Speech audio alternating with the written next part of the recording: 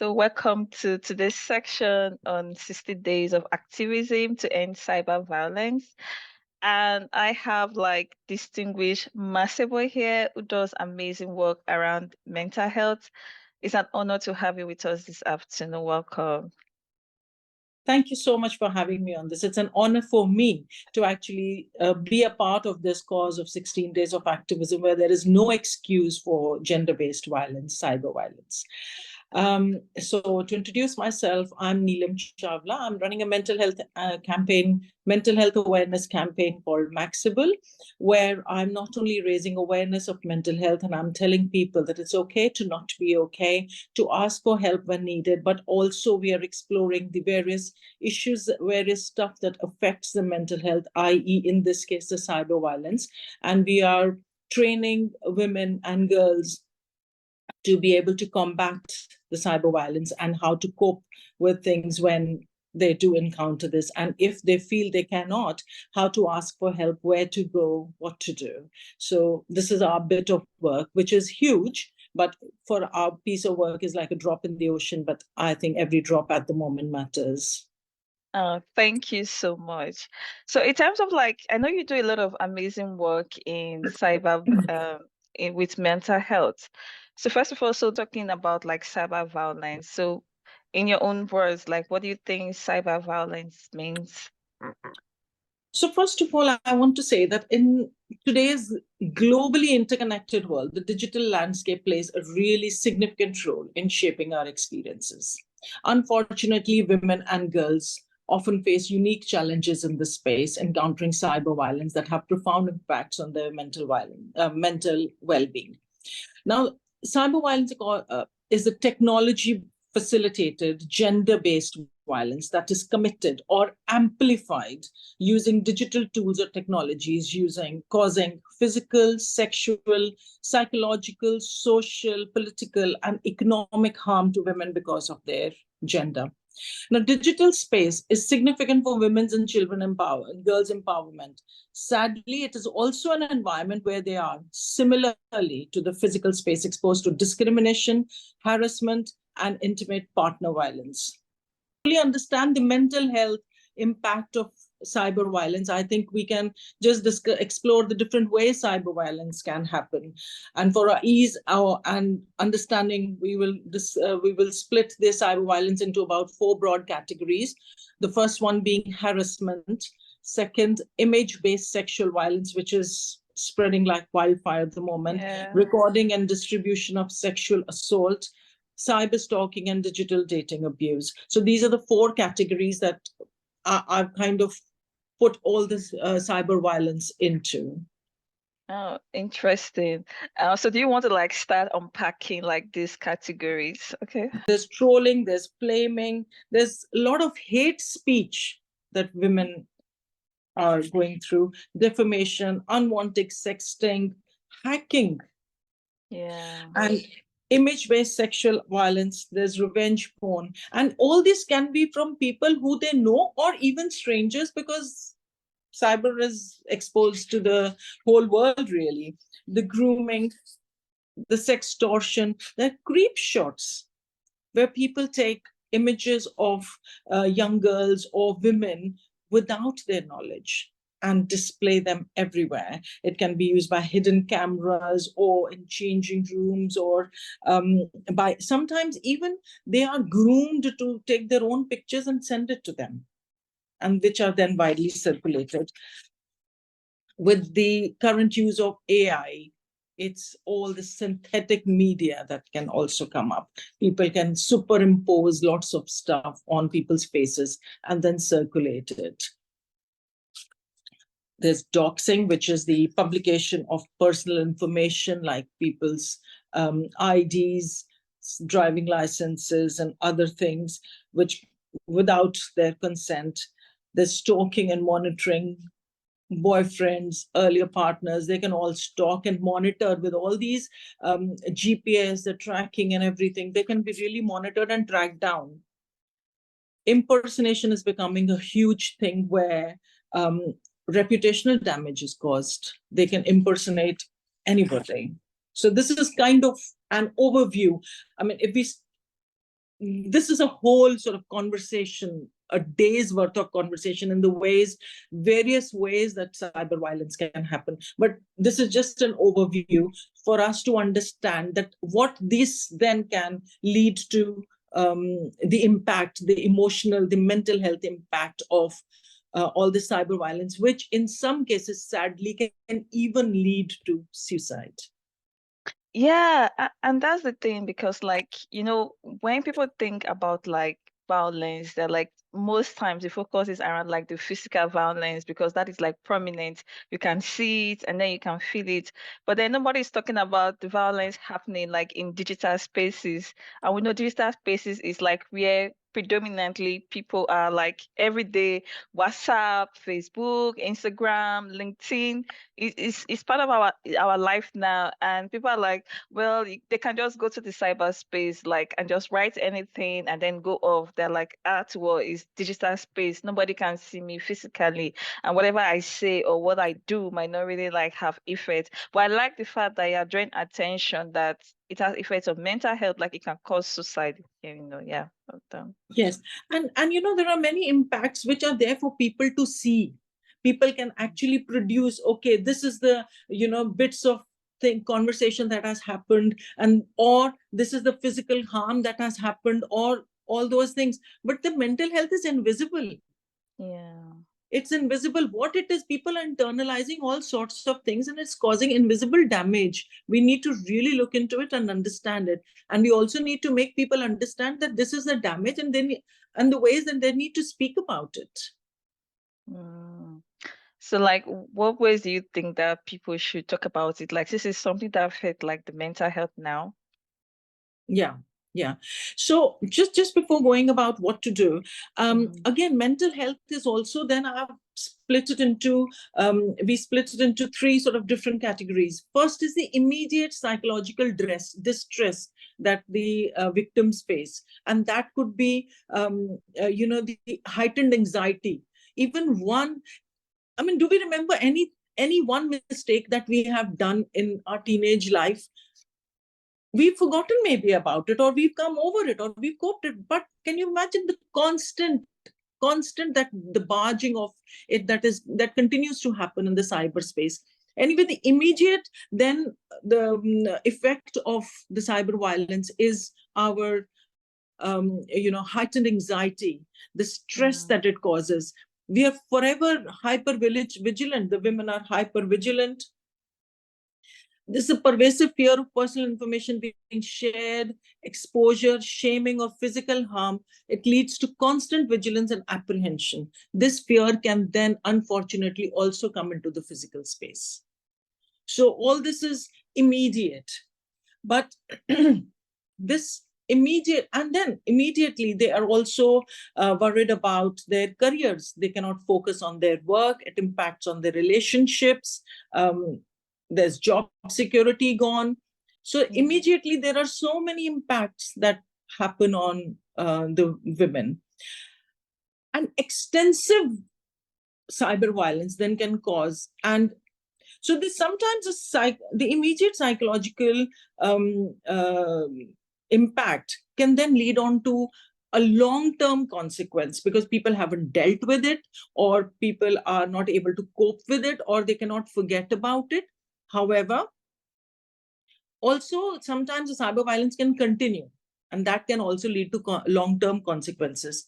Now, some of the long-term consequences can result in the symptoms like that are faced in the post-traumatic stress disorder, such as flashbacks, nightmares, hypervigilance. They cannot sleep well, they cannot talk to strangers, they cannot leave the house. So many of these post-traumatic stress symptoms they have.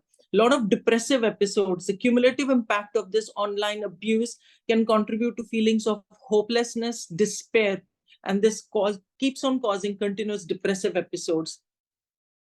Cyber violence now many times also is directed at the personal appearance, physical appearance, body image, or character. Significantly impacts on their self-esteem, leading to feelings of inadequacy and self-doubt. It can strain relationships between partners, family members, friends, and there's a constant threat on their head. this can lead to them isolating themselves from the whole community, and they can withdraw from social interactions and can then eventually become lonely.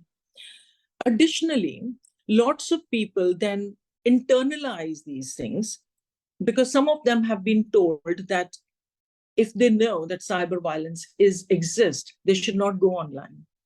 Yeah. And if something has happened to them, it is their fault. So there is a lot of self-blame, self-doubt, and these people can internalize it. There is one quote that somebody has written and said, most people blamed me for the abuse, saying I deserved it. Oh.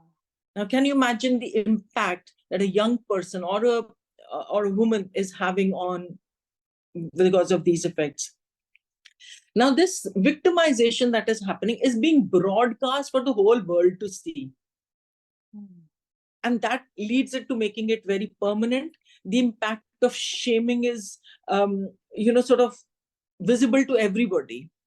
The impact of shaming, the cause of shaming, or the comments that are made to shame, they are visible to everybody. And it can then cause a multi-layered and pervasive, it's across different dimensions of one's social life, mental life, personal life. Victims can then exclude them. And not only that, victims can exclude themselves, but sometimes their friends or their relatives can also isolate the victim, because they might feel that if we are going to be associated with this person, then we will be faced with all the cyber violence as well. So it's for social exclusion as well as personal social exclusion. Now, online bullying is permanent. It's there. I personally have also deleted quite a few things sometimes that I feel that, but I can always find them. They are there somewhere. They're always there. They don't disappear. And this overwhelming feeling, always being exposed, being recognized, they cause so much emotional distress. So it's a never ending thing. And what you just said, the anonymity of the perpetrator behind that keyboard, he or she, the perpetrator can say or do anything without feeling guilt, because they know that they are not going to be found. In some cases they can be found, but so the extent that the damage that they can do is sometimes irreparable, or sometimes really hard to repair.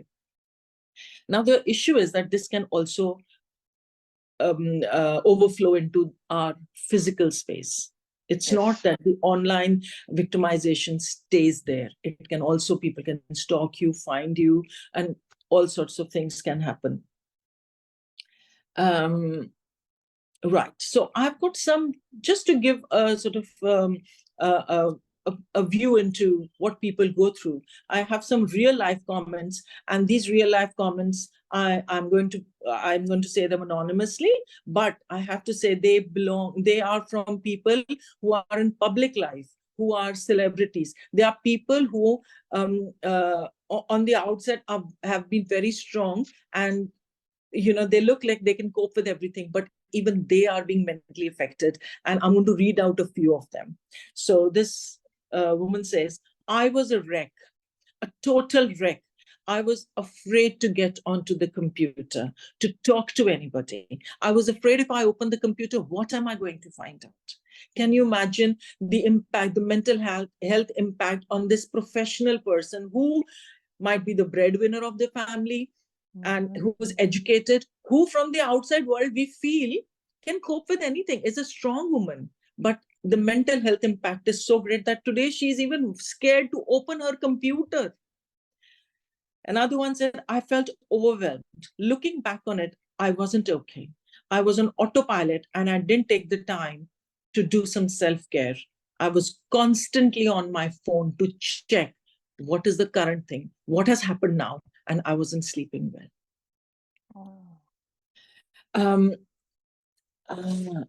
Okay, just to write a few more. Another person said, I felt scary going back online. It was anxiety filled. If I saw a notification, even if I was on a holiday or out of work, I still got nervous and I could not move. I felt paralyzed. The abuse went, another person says, the abuse went on for months. created anxiety for me because it kept coming back repeatedly. People pushed me online to kill myself. My partner at the time didn't leave my side. So this woman had a lot of support from in the way of a partner. So she could handle it. But she says, for the first few days, I couldn't eat, sleep, or drink. Another one says, panic was the overwhelming feeling, and the abuse will ruin all my future job prospects. Now, can you imagine the one is a mental impact. Now, it's also added another layer, the financial impact. And that again is a vicious cycle. You know, everything is a vicious cycle. Everything. So I don't know whether the mental health outcomes are the cause or the impact or the outcome of any of these things. They are multi-layered, multifaceted. Then one lady says, what I fear is the kind of action that can be taken from behind a keyboard to jeopardize my safety or that of my family. That's another completely different layer. Our sense of well-being, I fear for my children, for my husband. Another person said, the abuse made me feel like I was an embarrassment, not a valid person, and that I don't have valid opinions. It was disempowering and humiliating. Now imagine these are quotes from powerful, strong-minded, working women. Can you imagine the impact that it would be having on somebody who is anyway powerless, who is anyway being oppressed by the society, who's anyway living in a very patriarchal system? What is happening to them? Just moving on from this. Yeah, so I will play the audio and that can be shared. Has been an incredibly challenging journey for me. Can you hear? Yeah. Online harassment and malicious intent directed at me has taken a toll on my mental health.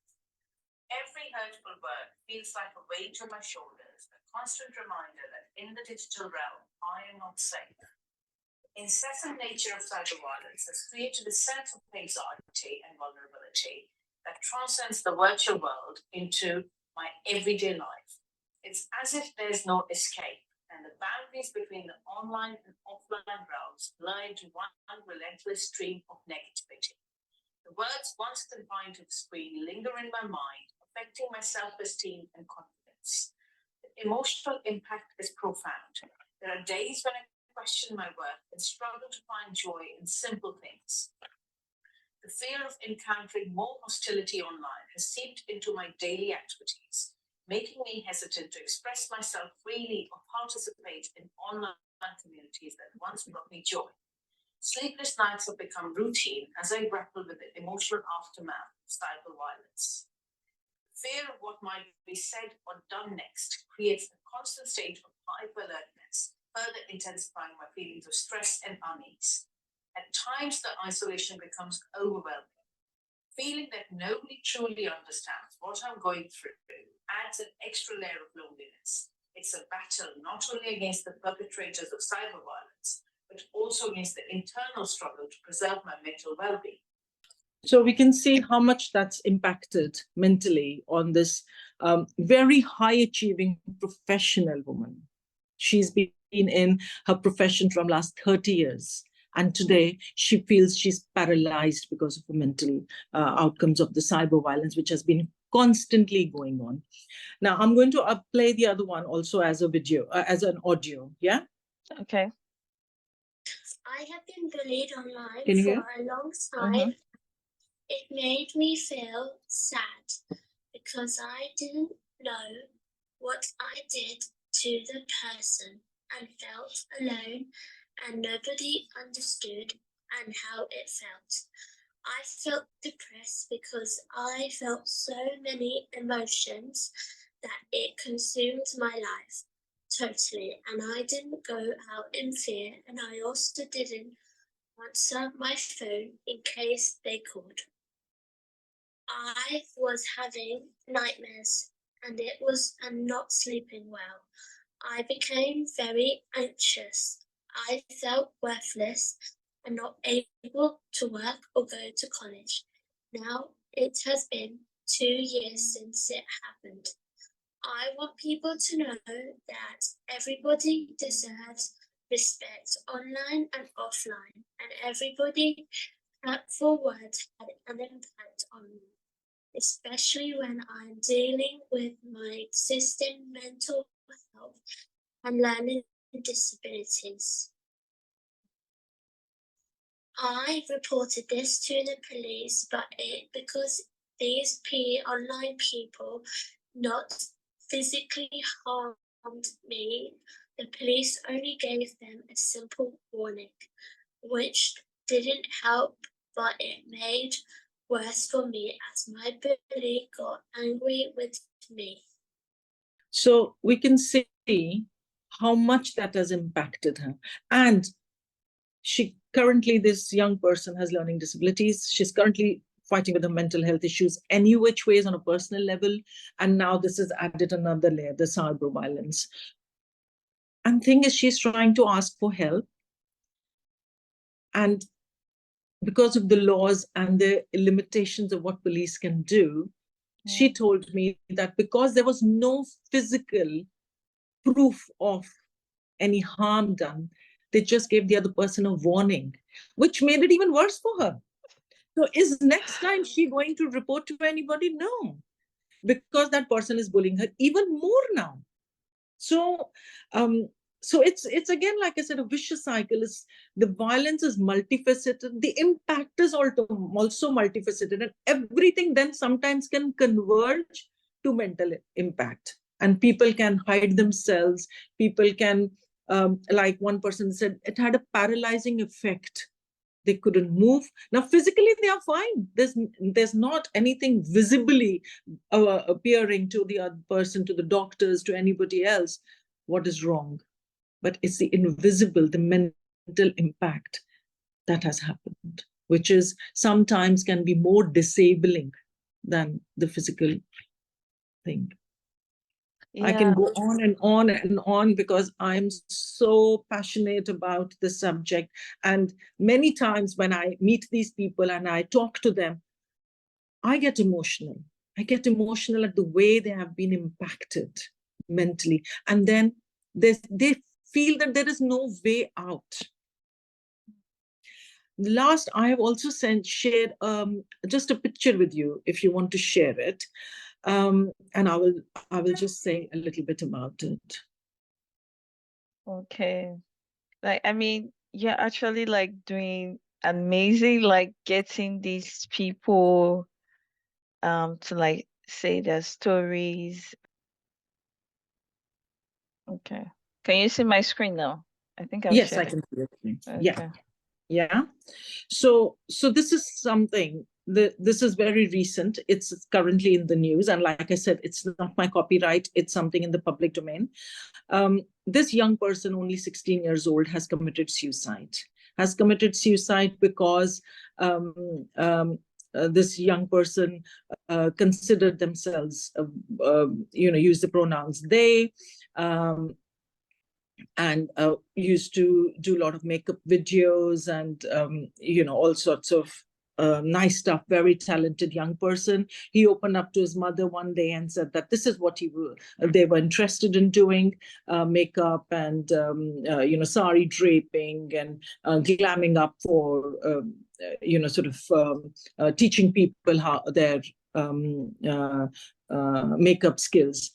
And the mother supported this young person, and they were doing whatever they were doing it very well.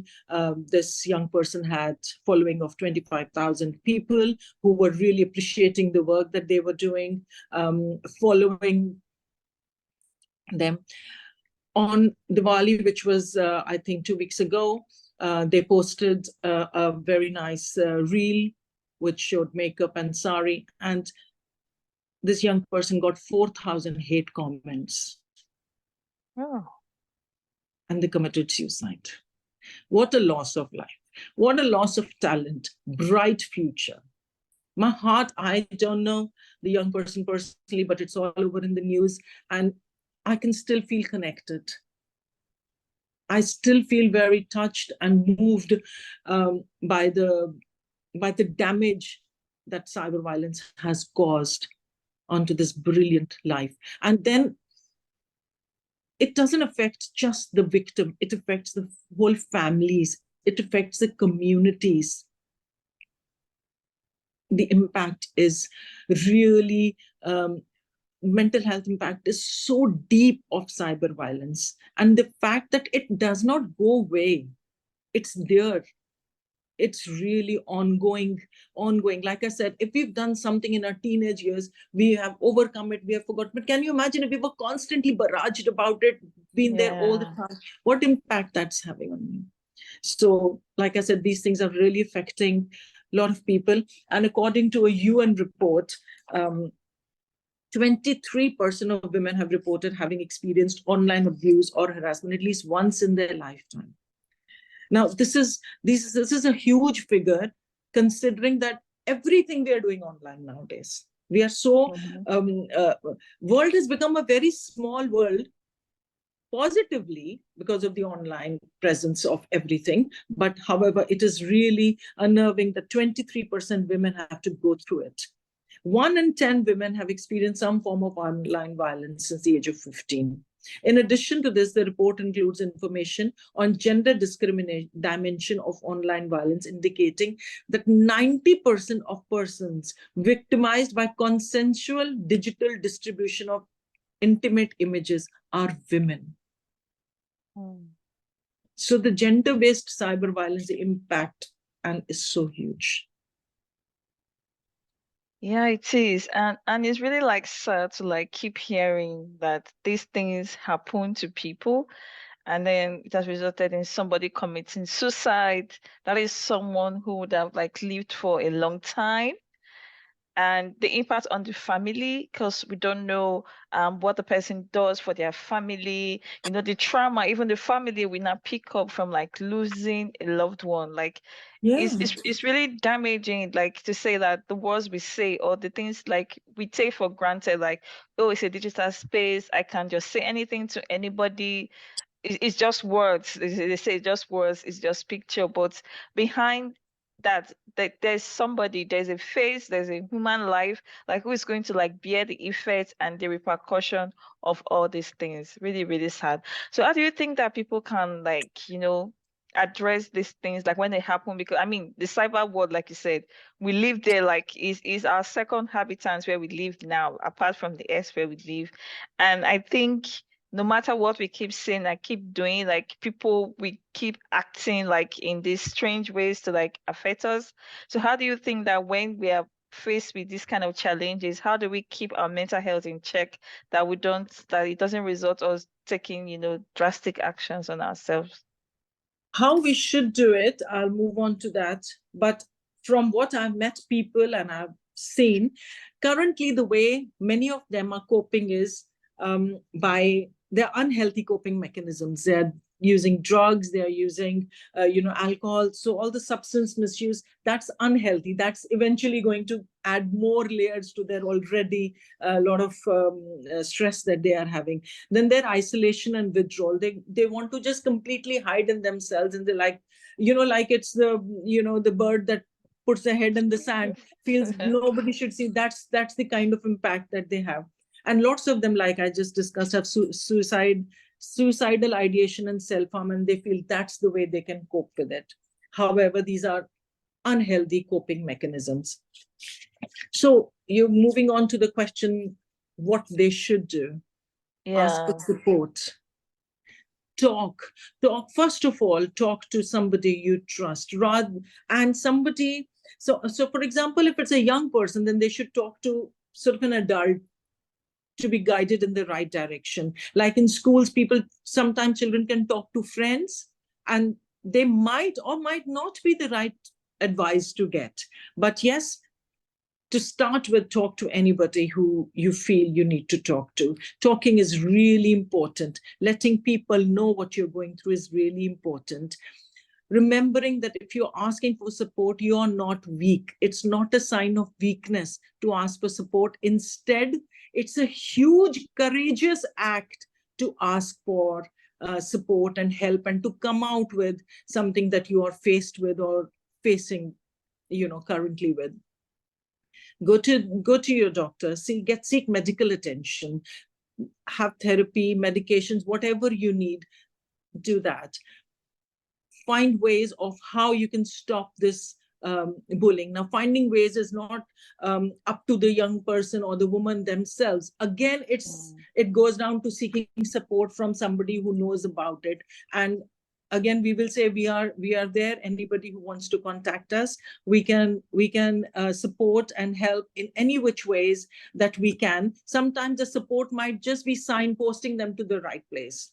We might not be able to help in everything, but yes, we can signpost, we can hold hands, we can walk with them to a certain length, and then hand them to a responsible, capable, supportive hands. So I think that's something that's really important. And then self-care. But sometimes when people are so emboldened by all these issues, self-care does take a really backseat. So being in touch with friends, family, so that they can also encourage each other to look after themselves, to distract themselves, to engage in hobbies, to engage in things that they want to engage in, they like to engage in, and which can help them to cope with things. Sometimes people find music as their coping strategy. They find music therapeutic. They find art therapeutic. They might find, playing instrument, playing sport, whatever. So you identify what your likes are, and that will help you to establish a coping strategy yourself. So if you feel you are able to manage yourself, till then it's fine, you do it yourself. But the minute you feel you can't do it, you should be able to ask for support. And according to me, if for 24 hours one feels that they are not better, within 48 hours they should seek help. Do not linger it more than that. Yeah, because the more you linger it's like the more it might start resulting into things like depression, like you having suicidal thoughts. So immediately you start having like this kind of feelings and this kind of thoughts. You start like having engagement with trusted people, because most time with people there's the issue of confidentiality, because you don't want to like, I don't want to like tell everybody because I don't know, I may not want someone else to know exactly how I'm feeling or what I'm going through. So are you like trustworthy for me to like share my challenges with you, that I won't be hearing it from someone else? So it has to be like with people that they trust, right? Yeah. You're really Absolutely. helpful. Absolutely. Trust and they're comfortable with also. Yes. So, and also on a practical aspect of things, if there are any of these comments, then they should be reported. There is a system on Instagram, on various social medias, to report these kind of comments or images that are being sent, to report them. What happens after that is something, there's a lot of controversial reports that I've seen also. But in my personal experience, I have reported one or two things that were on my Facebook. I reported, in fact, Facebook deleted them. And if they couldn't delete it, or if they didn't delete it, they came back with an answer for me. But in many instances, I have also read that it wasn't done. So if somebody has tried bringing them down and it hasn't happened, then again to seek support, then again to move on and see how those things can be deleted. And the thing is, you don't have to do this alone. There is a lot of help, lot of support, and this is what I keep on harping about to everybody. Do not suffer in silence. You are not alone. There is a lot of help, lot of support out there. And if we feel that we don't have anybody to trust or anybody to guide us professionally, we can ask for help professionally. And maybe doctor is the first person to go to. If it's a young person, teacher might be the first person to go to, if they trust the teacher, that is. Yeah, it's true. Like, thank you so much for like sharing these tips. Yeah. So do you have like any last words or comments or other things that you want to say? Lastly, I have to say that it is really essential to address cyber violence against women, not only from a legal and a social standpoint, but from a mental health perspective. Supportive interventions, counseling services, and creating safe online spaces are crucial components in mitigating the mental health of impact of cyber violence. And thank you for your participation, all of you are listening. Let's work together towards a digital world where everyone feels safe, respected, and supported. Thank you so much. So like, if you have any question or comment, you can drop them, and then I'll reach out to Masibo. I know she'll be able to like answer you. So in case they want to like find you on social media, how what's your username so they get to like connect with you? Right. So we are called Max Able for All. Max Able is a short for maximizing abilities, where we think that each one has unique abilities. We don't have to copy anybody else's or follow anybody's. We have our own unique abilities, and we are working to maximize our own abilities. And those abilities can be physical, mental, social, whatever. So that's why it's called Max, short form for maximizing abilities, Max Able. And it's for all. It's universal. Mental health is universal, and we have to all maximize our own abilities to be able to achieve our full potential. Okay, thank you so much, and thank you for watching. If you're watching the replay, you're also free to like leave your comments and the chat. But thank you again.